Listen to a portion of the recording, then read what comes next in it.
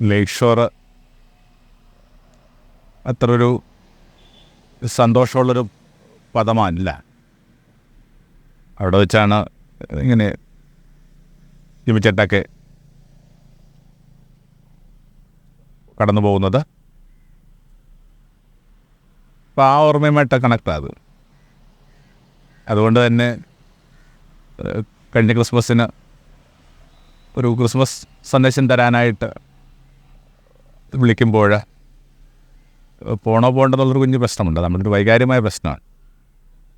100% ശ്രദ്ധയും ഗൗരവവും ചികിത്സയൊക്കെ നൽകിയ ഇടം തന്നെ കേട്ടത്.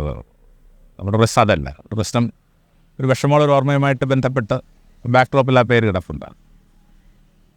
അന്ന് അവിടെ സ്വാഗതം പറഞ്ഞ വ്യക്തി ഡോക്ടർ മോഹൻ തന്നെയാണ് അദ്ദേഹത്തിൻ്റെ പേര് മനസ്സിലാക്കുന്നത്. ഇതേപോലെ സീനിയർ ഡോക്ടറാണ്. കുറച്ച് ഡോക്ടർമാർ കൂടി ചേർന്നിട്ട് ആരംഭിച്ചൊരിടമാണ് ലേക്ക് ഷോർ എന്ന് പറയുന്നത്. പ്രോബ്ലി ഒരു 10-25 വർഷം മുമ്പ് എന്ത് പേരിടണമെന്നുള്ളതിനെക്കുറിച്ച് ഒരു ഡിസ്കഷൻ ഉണ്ടാകുമ്പോൾ അതിലൊരു ഡോക്ടർ സജസ്റ്റ് ചെയ്ത വാക്കാണ് ലേക്ക് ഷോർ എന്ന് പറയുന്നത്.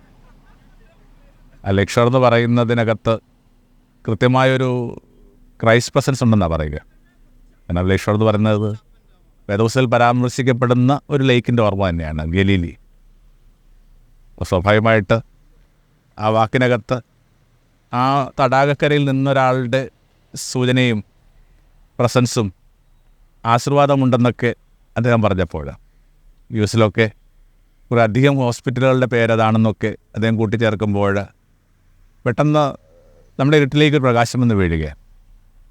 ഏത് ഇളകുന്ന തടാകക്കരയിലും അവിടെ നിന്നുണ്ടെന്ന് പറയുന്നൊരു വലിയൊരു സമാധാനം.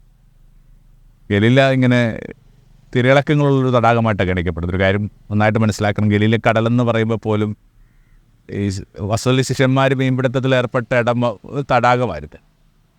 പൊതുവെ ഈ കടലിനോട് ചില ഭയമൊക്കെ പുലർത്തിയിരുന്നൊരു കമ്മ്യൂണിറ്റിയാണ് വരേണ്ടത്.